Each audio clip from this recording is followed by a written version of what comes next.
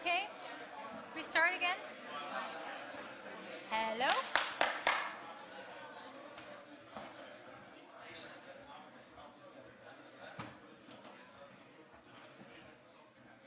So,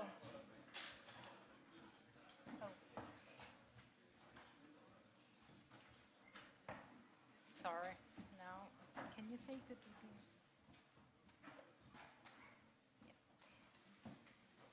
So, we are finally down to the third part of our journey. How do we organize? So, how do we make sure that the that the organization that we're working with supports the value creation and the business model? When you are working with this part of the curriculum in your report, the questions that you will ask yourself are questions such as, how do we make sure that our organization supports the business model? How do we make sure that the strategy that we are applying reflects the business model and is reflected in the other element of the organizational design? And how do we make sure that everything fits together in a nice way? So, we have the STAR model as a basis of this. The STAR model is basically a description or a model that represents the organizational design of an organization. And it's composed by 5 elements: strategy, structure, processes, rewards, and people. And the outcome of that is behavior that in turn results into performance and culture. And the problem, we will go back to this in a moment. The problem that the STAR model is trying to represent is that when you don't have a fit, when you don't have an alignment between these 5 elements of organizational design, then problems occur. And just to make an example or visualize how the STAR model works, I put up a picture of this. It's a toy for babies. How many of you have children? One. How many of you have seen this toy?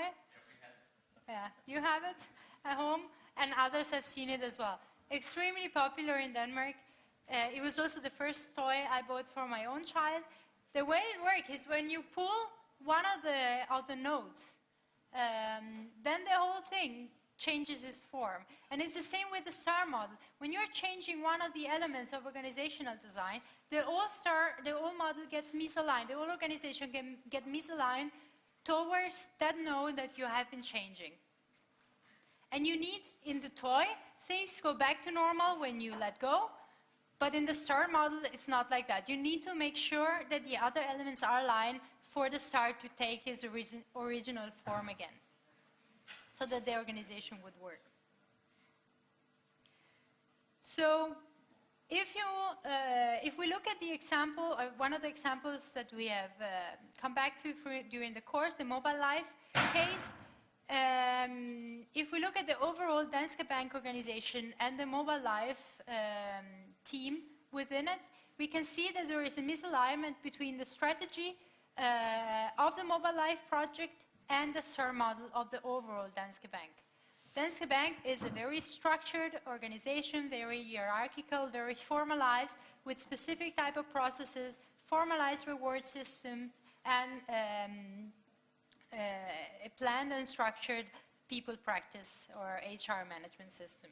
And Mobile Life wants to be a startup. They want to be agile, they want to be flexible, they want to innovate at a fast pace, they want to follow the market, and so on. And if we put that within the context of within the organizational design of Danske Bank, there is a misalignment. And that shows in some of the problems that they're having. Kasper, do you want to say something about the bottom part? Well, basically the STAR model is a configuration, and it produces a specific kind of performance in a given market. And it also produces a specific culture. And a culture, we use the word culture because it's about norms and values. And the good thing about culture is that it reproduces itself. When the organization has sort of accepted the configuration, we begin to tell tales about how we work together, and we can maintain that structure. So we have an identity, a culture and that also translates into performance. And there has to be a match between the environment and the culture and the performance that we deliver. So when our performances begin to drop and the culture doesn't match with the surrounding environment, then we need to go back and look at strategy and change the individual elements to make us align again. So we have the five, thank you. We have the 5 elements of our STAR model, and we will now go through each of them by focusing on some of the things that you pointed out as being a little bit more difficult. So we start by looking at the strategy. When we're talking about strategy, we're talking about the organization goals and mission. Where does the organization want to go in the future? And there are 3 steps in planning and strategy. You start by determining the goals. Where do we want to go? What is our business? And then you formulate the strategy for it. What is the current situation? How can we achieve our goal? And then you implement it so by allocating the resources, the responsibility to achieve the strategy. So basically you decide, okay, which resources are we going to use? Which people are we going to involve? And how are they going to work with the specific resources? How are they going to help us achieving the strategy? Main difference between the business model and the strategy is that the business model is about how we make money, and the strategy is how do we reach our goals. Of course, they are very connected, but they're not the same thing. Has anybody ever seen these pictures? No? One? When Tesco decided to launch in South Korea,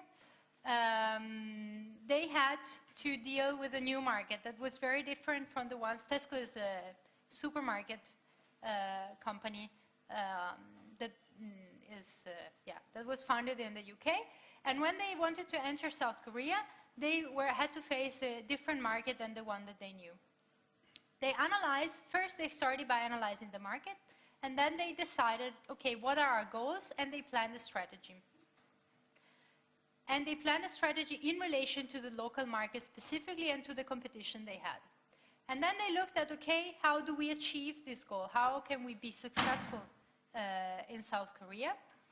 And they planned the strategy by deciding to use technology in connection to their basic product, which is selling groceries or selling groceries and other everyday products to their customers. They found out that customers in South Korea are very busy people that work very long hours and that don't have a lot of time to go to the supermarket like we do in Europe, where we have shorter work days and so on. But on the other hand, what the South Koreans did a lot was spending a lot of time in the underground. So they decided to partner up with the underground, and they put up big posters with all the products. So basically the underground looked like a supermarket with QR scans. So they had to include the technology into the strategy and the implementation of the strategy. And then they launched an app so that their customers could go in the underground, and while they were waiting for the train, they could actually shop for products. And the cool thing about it is that they could just save when the train came, so they didn't have to miss the train and then hop on the train, and when they got off or when they had to wait for the train to go home, they could finish shopping and then hit send, and the groceries would be delivered to them, or they could pick it up.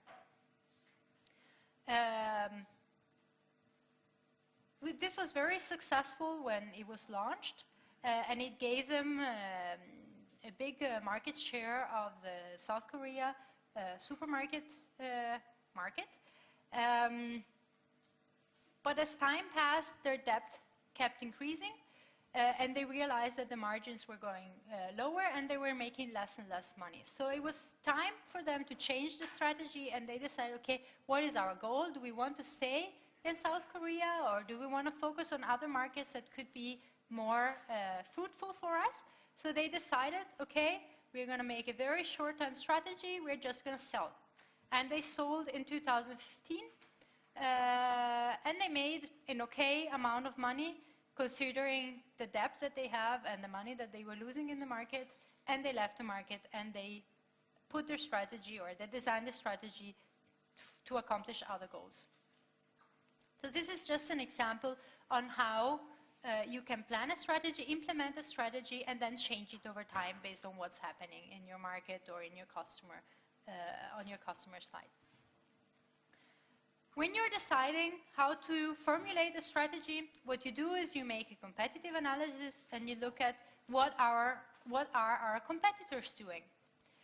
And you can do this by looking at two main elements. You can look at how differentiated is your product as compared to your competitor product, or how high or low is the cost of our product as compared to our competitors. And then there are four main strategies that you can apply. If we look at the examples we had here, we had Implement talking about their high price, high differentiation strategy, saying that they are consultants, they work in the consulting business, and what they do to gain more customers, to have a competitive advantage, and what they base their strategy on is the fact that they are different than other consultants because they take care of the implementation of the solutions that they propose. So if you remember what A.T. Kearney told us, they said, well, we go in, we analyze the problem, we propose a series of solutions, at which point we say goodbye and we leave. And what happens very often is that then organizations are left with this suggestion by consultants and have to implement them themselves.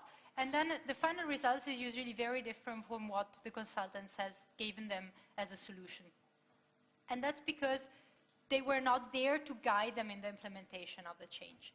And what Implement wants to do is say, no, we are different, we actually stay there and take care of the implementation for you.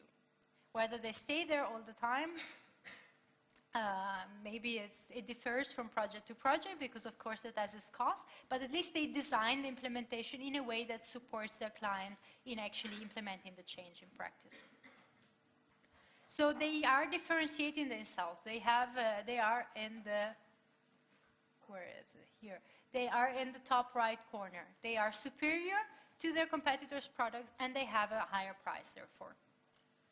If we look at Squatty Potty, on the other hand, they have a very low cost strategy and a very low differentiation strategy as well, because everybody could actually copy their product and sell it instead of them.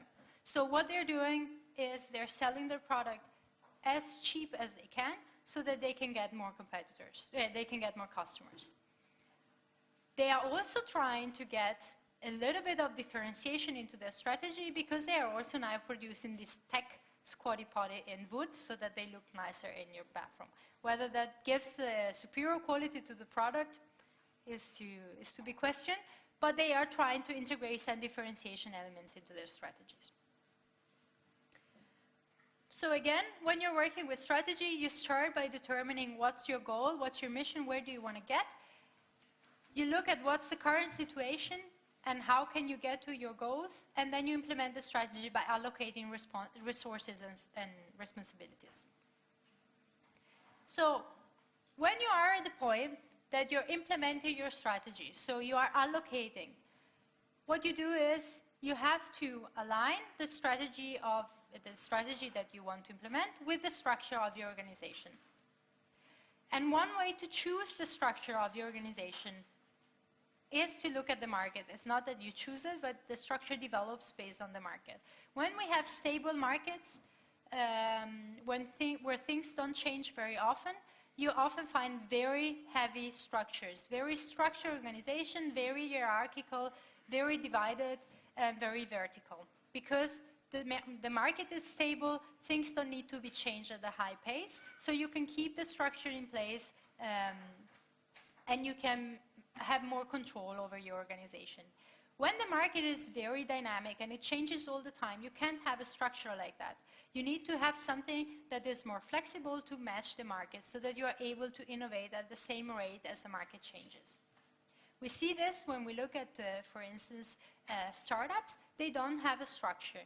They're usually very flexible, a few people working together, not having very predefined roles, but just working on what is necessary in that particular moment in time. If you look at Zalando, when Zalando started, everybody knows Zalando, I guess? Nobody who doesn't know Zalando? No? okay, when Zalando started, it was just a group of people, very unstructured, and then it built up over the years. Now that the market is more stable, that they're actually one of the leaders in the market, they have a very hierarchical organization.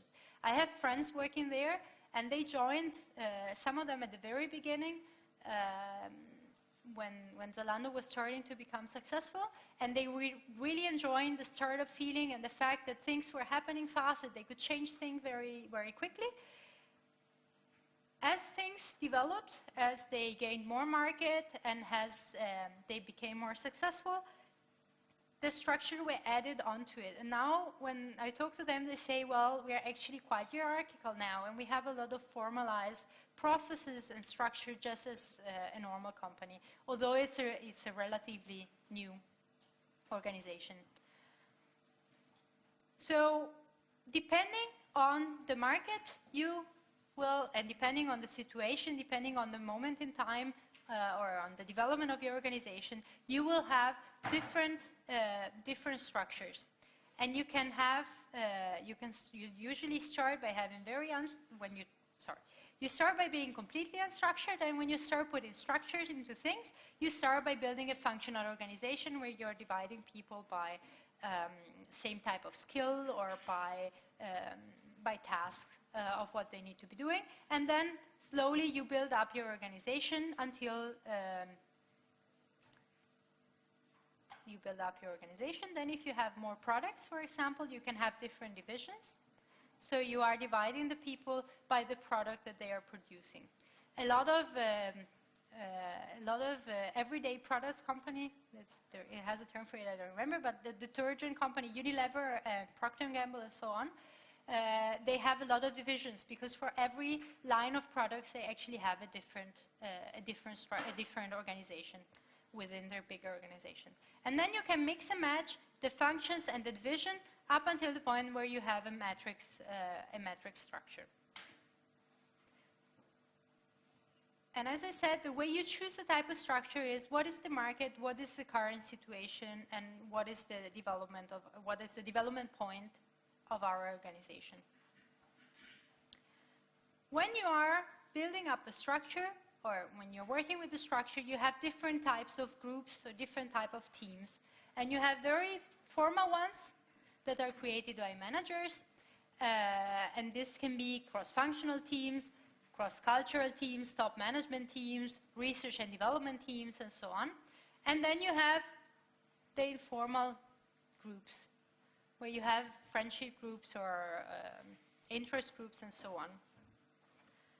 And when you're putting together different groups, different teams, you can put them together in a tall or in a flat organization. A tall organization is an organization where you have at the bottom the frontline employees that are working with the day-to-day activities, and as you build up, you have managers and managers group that are controlling what they're doing. So there is a hierarchy, and the people on the top control what the people on the bottom are doing. You can also have flat organizations where you have everybody in a line and everybody has the same power, and therefore they are harder to control, but they are much more flexible.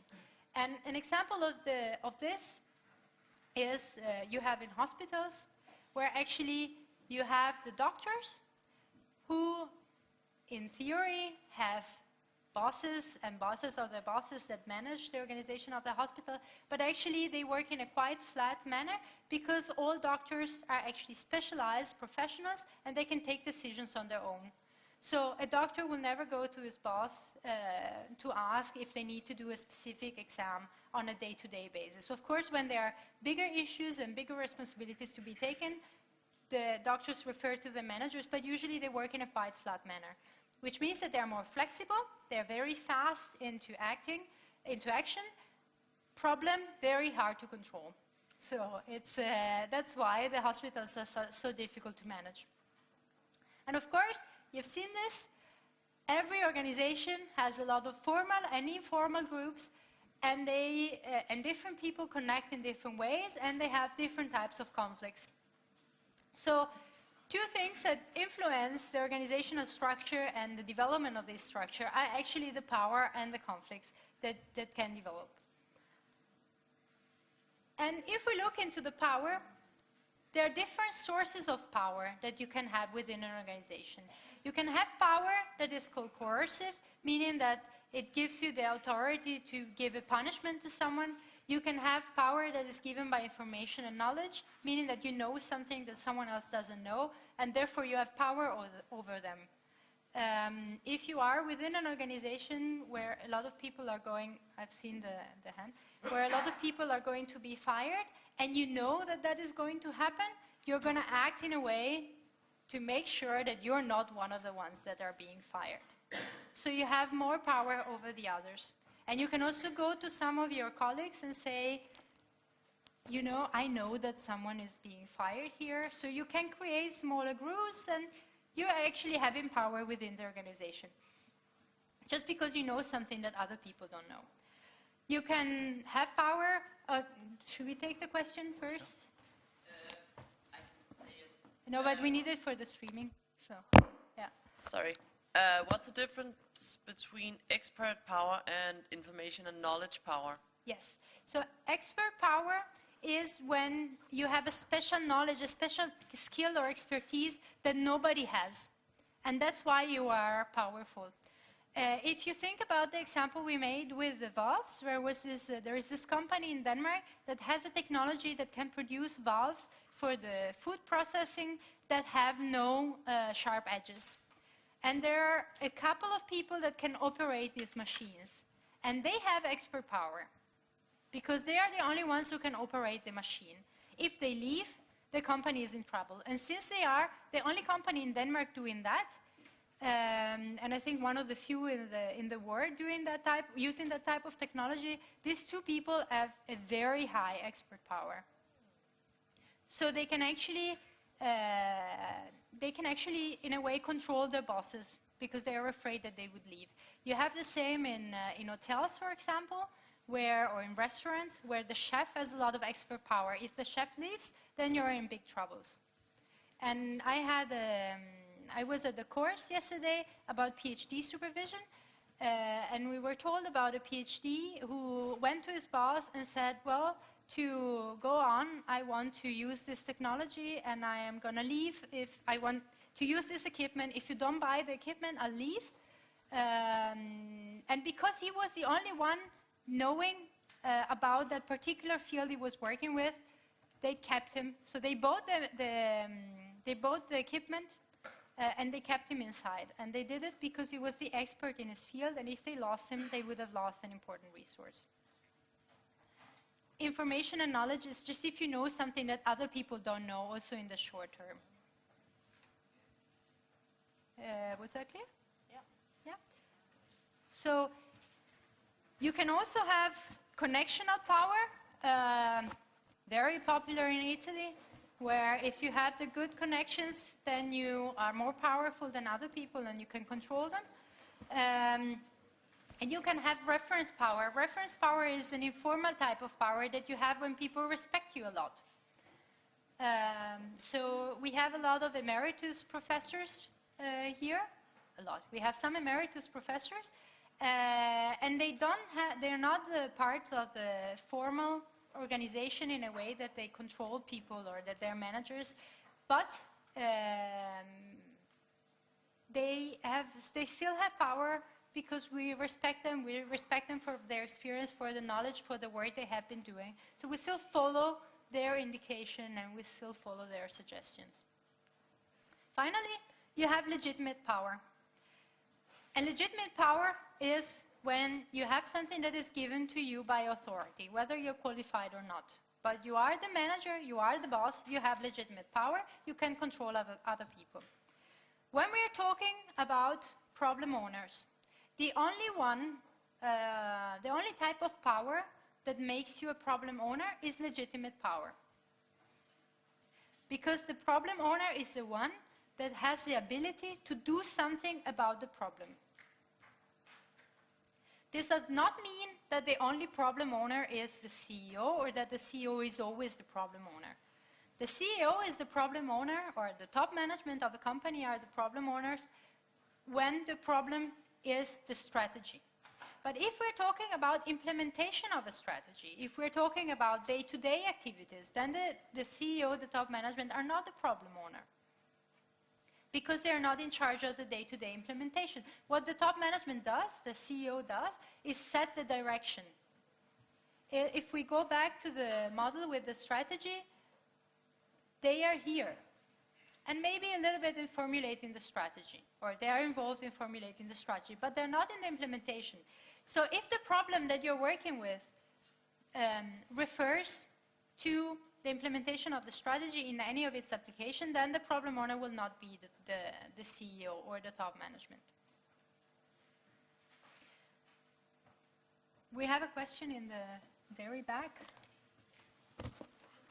And just to take the time to say that we are streaming and we are taking questions from home as well. So use Twitter and the podcast if you have questions from home. Yes? So in the last case, we identified the production manager to be the problem owner. Mm-hmm. But you could say that he wasn't qualified to have that position. But it was his position where you could do something about the problem, but not the specific person. Yes. So does that mean that the problem owner becomes the one, his boss? Or is it at that level? And is the problem owner tied to the person or the position?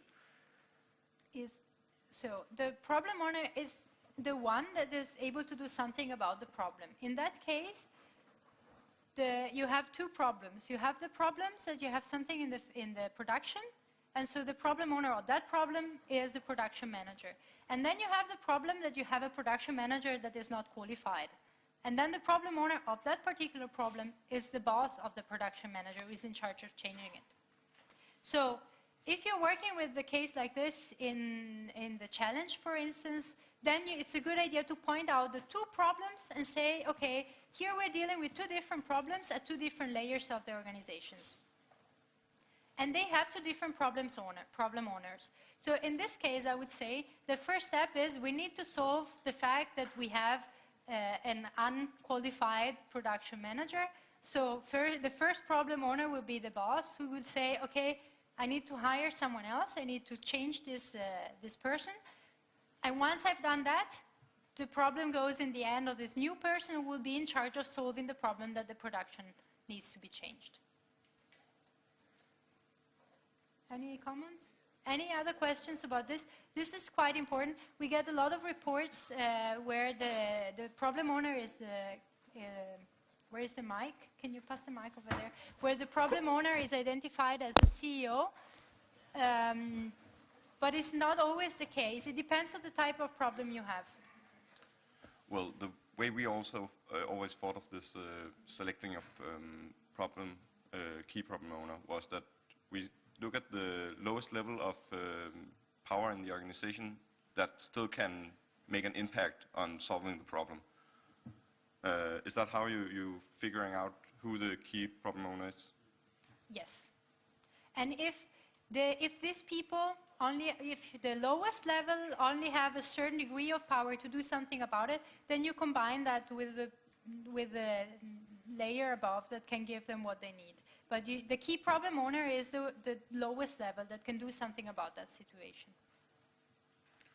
Yes? So, like, if we have the chapter 10, I think, in the book, where they talk about these leader structures, where you could change if you had a team-oriented leader or a task-oriented leader, then you could change from the seat of power, how impactful decision a leader can take, and then you could shift type of task.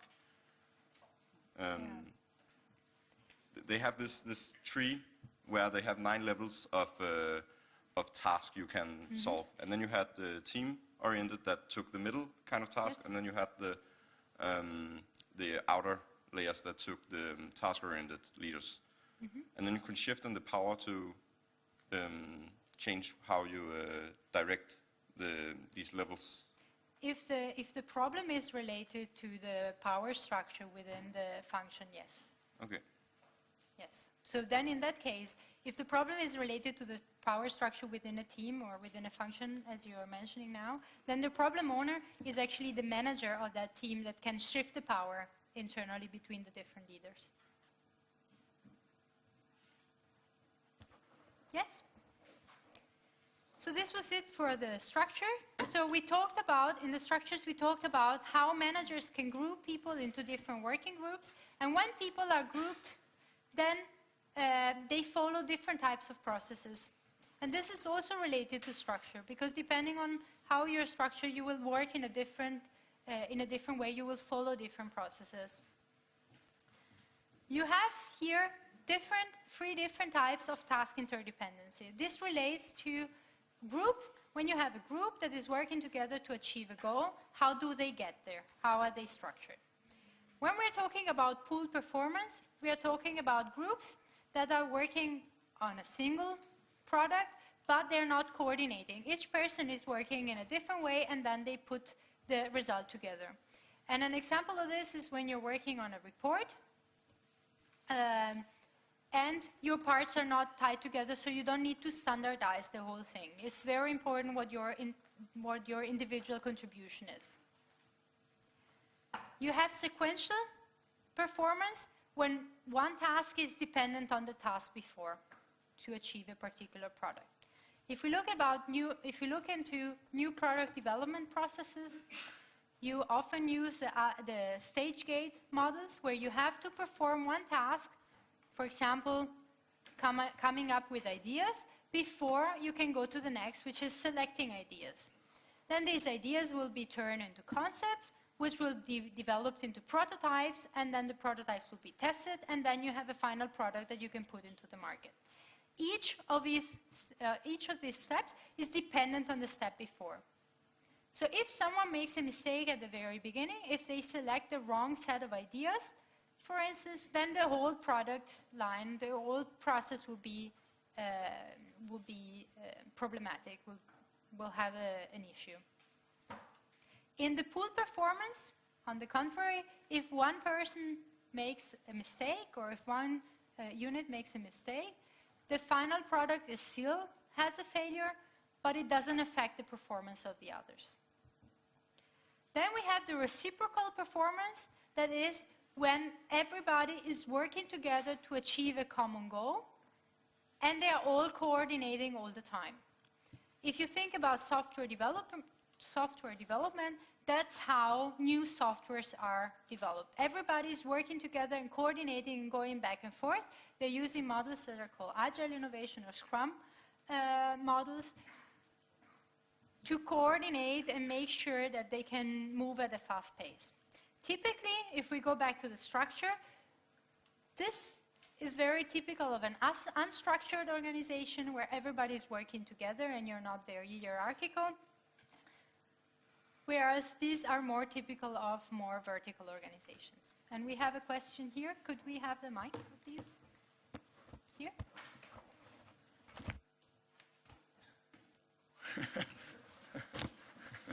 Okay, so I can see a lot of cases where the reciprocal performance is a good way to work. And I also see that in some cases where you have pool performance, you would like to change this into a reciprocal performance to make the process better. But can you give an example of a case where pool performance is the better type of task interdependency? When you have complex products that have a lot of different elements to it, then you cannot work in a sequential way, because that would be too complex to organize. So when you're working on something like the Challenger from NASA that we talked about last time, if you have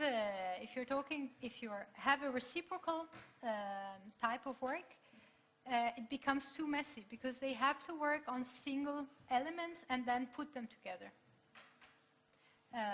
If you have a smaller team and you're working on something that needs to move very fast, then the reciprocal performance is better.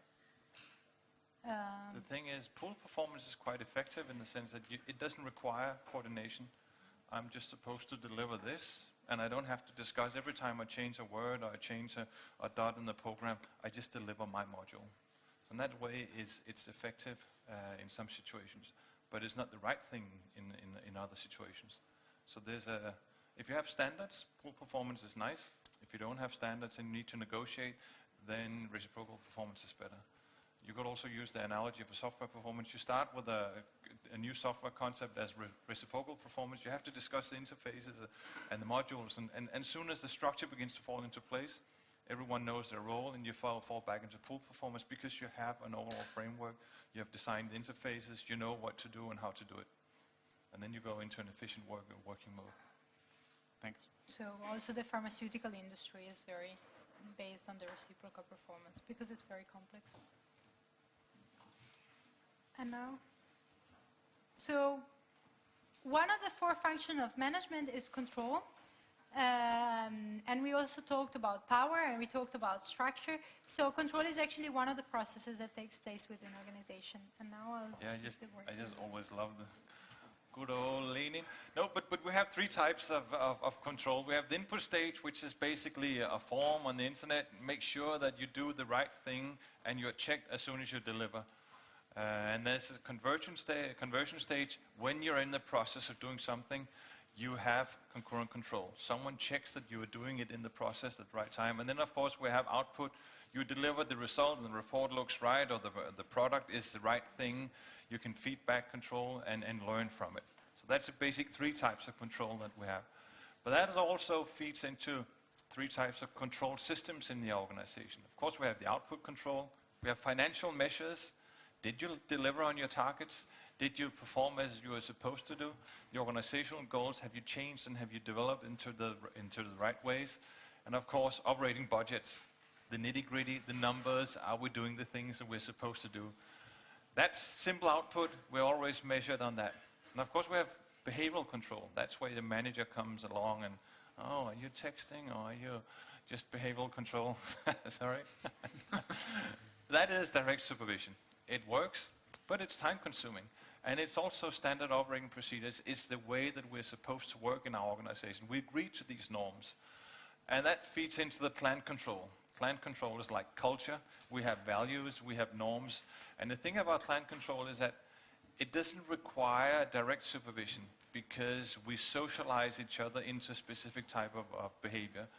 We are very individual, and that's what we promote in our organization. But in another organization, well, we always work in a group. We don't like anyone sticking out, and every once in a while when someone sticks out, the group frowns upon that person and says, well, you shouldn't do that, and you shouldn't behave, and you shouldn't dress like that. So you have clan control, and it's a way of socializing. So it's simply a control system. It's not a directly managed control system, but it can be leveraged from a management perspective. And if we go to the 4th element of the STAR model, we have the reward system. And the reward system is about how to motivate your employees, how to motivate your people to perform at the best of their abilities. And in the book, in the curriculum, you have a variety of theories that explain how motivation works. And in the case of G.N. Stornord that we had last week, we actually could see a lot of different theories behind every of the things, of the programs that G.N. Stornord is doing to make sure their employees are motivated and perform at the best of their abilities. First of all, they work with the salary increase and bonus program to increase the tangible, the extrinsic motivation, and that is the expectancy theory. So the association between performance and outcome must be high for motivation to be high. The more you perform, the more I give you, and that's how I keep you motivated. Then they have a promotion and development program where they actually look at how can they improve the skills and the abilities of their employees, how can they make them grow, and how can they promote them to become higher degree managers or more specialized experts. And this is based on the need theory. Need theory says that people need to be able to satisfy their needs to be happy. And if you have a need, or if this is related to ambition, so if you have the ambition to grow, the G.N. Stornord is actually supporting your development and your ambition in this way. Then we have the equity theories that say that outcomes should be distributed in an equal manner.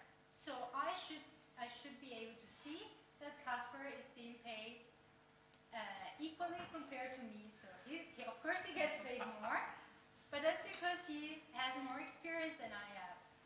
And if we were at the exact same level, we started at the exact same time, and he was still earning more, then I would think, okay, this is not fair, and I would be less motivated. And today is the Women's Day, so this is a very important day to talk about equity theories. Because you should all not be satisfied with your salaries if they're lower of the salary of someone else just because they are a man and you're a woman. Small political parentheses. And G and Nord actually works with equity theory because they're very transparent in the way they manage their rewards. So everybody knows why they're getting a specific rewards and how it works and what's the system behind it. So they get the feeling this is fair, we're all being treated fairly, so we get more motivated. Then you have goal setting theories that say that outcomes should be specific but difficult so that you're motivated to achieve them. And they work with this with the employee development goals or the employee development programs, where they have talk with the manager, where they decide what is the goal for the next semester or for the next quarter, and the manager helps them set the right goals so that they're motivated and the right goals, so that they go that is most difficult but achievable. Because if it's not achievable, then you just get very frustrated and then you lose your motivation. Finally, you have learning theories that says that the outcome should be linked to the performance of the desired behavior. And they work with this as well because at G and Nord, employees know that if they perform, then they will be rewarded. If they don't perform, they will be supported to improve. So it's not about punishment. You don't perform, I fire you. Eventually that also happens. But it's more like if you're not performing, your manager will be there for you to look at your development goals, to look at where your objective for this quarter and why you didn't reach them. And if you didn't reach them, or when you know why you didn't reach them, what can we do to help you reach your next goals next time? And one of the models behind all these theories is the Maslow hierarchy of needs. And it is true that there is no proof, and it's written in your book, there is no proof that this works. Absolutely true. But this was the first model that described need theory and that described motivation behind, that described motivation. So this model is important because it is at the basis of all the other models that talk about ambition, affiliation, power. It's behind the models that tell you that motivation is something else than just pay. So this is what, although this is not proven in practice, but is the basis for finding out that we are different people and we get motivated in different ways. And this is the link to the video on what motivates us, which shows that there is a difference between blue collars and white collars, for example, in how they're motivated. Finally, the last element of the STAR model is people practice, and people practice is about human resource management. And which is about the plan for recruiting, selecting, rotating, training, and developing your employees to make sure that they are successful. And here you have the different elements of the strategic human resource management system. And if you have them aligned, that will support your people practices. And behind this, one of the theories in the curriculum is the theory X versus theory excellence, saying that there are two types of people. And in the theory X, the average employees is actually lazy. It's a very negative view of employees. Whereas in the theory Y, it's not the employee who is inherently lazy, but it's because you're managing them the wrong way. And based on which theory you're building up your people practice system, then you will have a different kind of organization. If everybody in the organization, or if the whole people practice system is built upon the theory X, that the employees is lazy, and you have to control them, then you will see the results in your organization. If you look also into different cultures, if you go to Asia, the theory X is still very popular. So there is an idea that that you need to control your employees at all times. I worked a lot with facility managers, and when they are designing buildings and workspaces, here in Scandinavia they have open spaces and activity-based seating so people can go in and out as they like. And they cannot reproduce that in Asia because the manager is saying, but if I don't see my employee, how do I know he works? So you can build your people management system around these two theories. And another model is the model of the organizational culture that tells us that behind what we see in an organization, there are actually values that are built on basic underlying assumptions. And the reason why we're showing this model to you again is just to underline that this model is very difficult to work with because we just want to make sure it is clear that the basic underlying assumptions are not tangible and they are not explicit, so they're very difficult to figure out. You can go and ask people about their basic underlying assumption, but you need very extensive anthropological studies to find out about this part. We've seen so many reports saying, well, the underlying assumption are blah, blah, blah, and then within us. So how do you know that? Well, they said that and we could see it was, okay, you didn't get anything. They're unconscious. So how can we actually recognize these? So, big fail. Just remember, we need a lot of argument if you use this theory. So, now we have been through the last part of the curriculum. Last 2 minutes to talk with your neighbor and see if you have any question or doubts.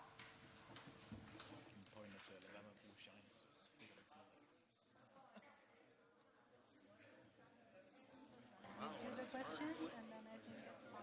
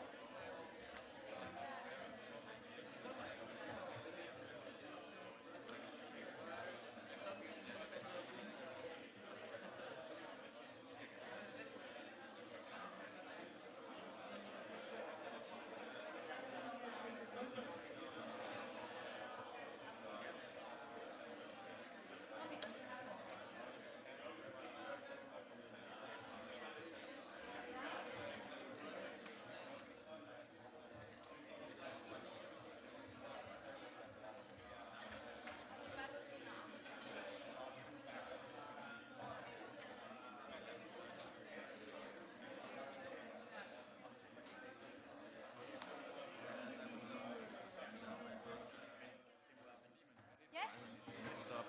So I'm not muted anymore. Are there any questions or doubts at this point? We have one here. Just explain a little bit more the last thing that you say about the big fail. Yeah, the This shine. It's just when you use this, you always, you can hear this. Yeah. You always work on the artifact and values because those are the ones that you can actually see in the organization. And then we need a lot of argument when you go into the to the claim of what are the basic underlying assumptions. And the most common mistake we see when people use this theory is simply they start by saying that what they observe is the basic underlying assumptions. And since the theory states that basic underlying assumptions, they are unconscious, they are taken for granted, then you need some sort of approach to differentiate or identify what are these underlying assumptions. So you have to start by the artifacts and then the values, and then from there you can deduce, well then perhaps the underlying assumptions are this, this and that. But it takes some argument. You cannot just say, well, the underlying assumptions are because someone said. That would be a big mistake.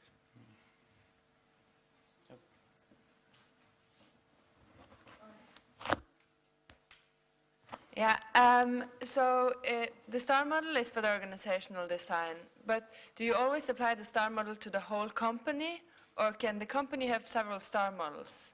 No, the company, well, the STAR model, here it is, it relates to specific organizations. So of course the overall company will have a STAR model, and then if you have specific units or divisions within the organization that work based on different strategy, for example, that are more separate.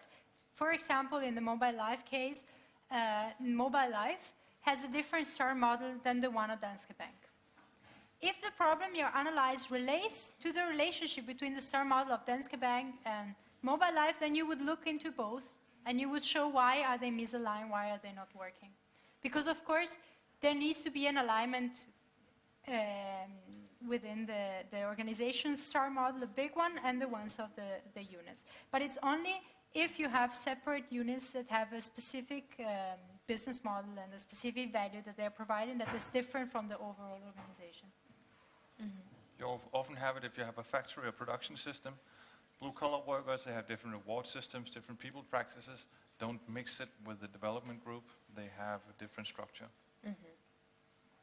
So you can do more star models for more units.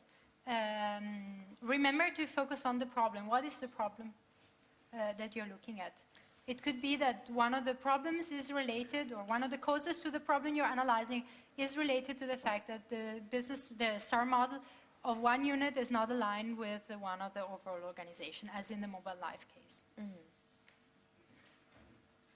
So if you find a problem with the innovation department, you maybe should do a star model that is showing the organizational design of the innovation department specifically. If the problem is limited to the innovation department and the problem owner is the manager of the innovation department, then you should do the star model for that innovation department.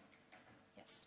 But being aware of the interfaces, that sometimes an innovation department can live for its own and it just delivers a product, and then it's very easy to use a star model. Sometimes it has processes and structures that are connected to the rest of the organization, and they sometimes may need to be taken into account.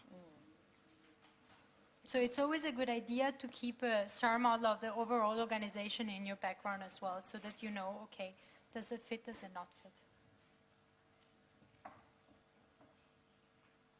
More questions? No? Okay. Oh, yes. How to use theory X and Y in our cases? It's a question on the stream. Okay. Maybe they mean In the the cases cases in from the home. afternoon. Yes. Yeah.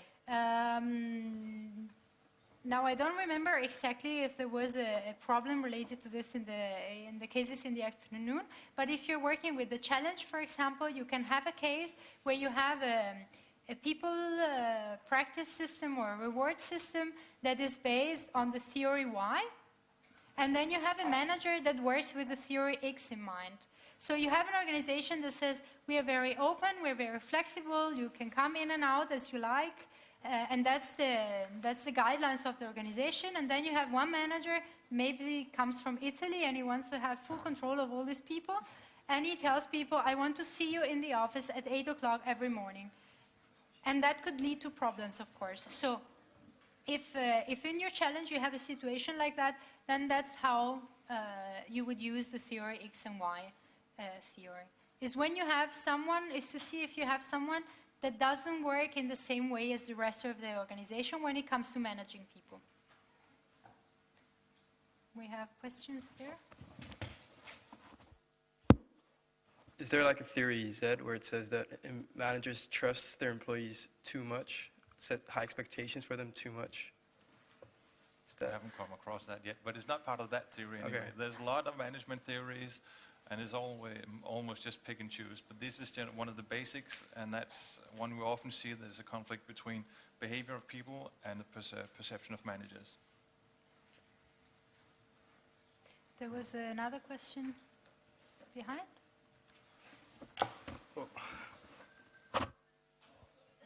Thank you. Is there a similar theory which goes the other way around? How employees look at their managers?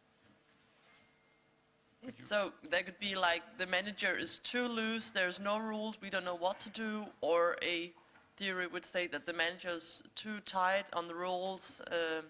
So it's how the employees look at the managers instead. I don't know of a theory like that, but if you think about, sorry. There is a phased management theory, for reasons unknown, I don't remember its name, but it fits with what you're saying, that depending on your employees' expectations, the manager has to be either instructive or supportive, or he has to be very careful by backing off. So that its management behavior fits to the individual worker. And also that goes back to your motivation theories. So how do you motivate your employees? How do you make sure that what they expect from you is matching with what you're doing, and to doing that you keep their motivations high? Yes? Okay, so what we did now is we looked at what we learned in TEMO, we looked at why do we organize, we looked at what do we organize for, and we look at how do we organize for it. And the last part of TEMO is how do we solve complex problems that are related to technology, economics, management, and organization. And that's why we make case analysis. And we will have later on the TAs after the break presenting their cases. So we have been through the TEMO journey. We are here at the point of the individual exam. And we are at the point where you will start working with a real case. We had one question in the ones that we received last week about what to talk about today, and it is which models do we use for which problems. There is no strict connection. You choose the models yourself. We were also asked for tips on how to choose the best models. And one thing that we can tell you is use mind mapping, use the decision trees to decide what are the different models and how they are connected to each other. So that is a good way to choose the best model fit into the problem.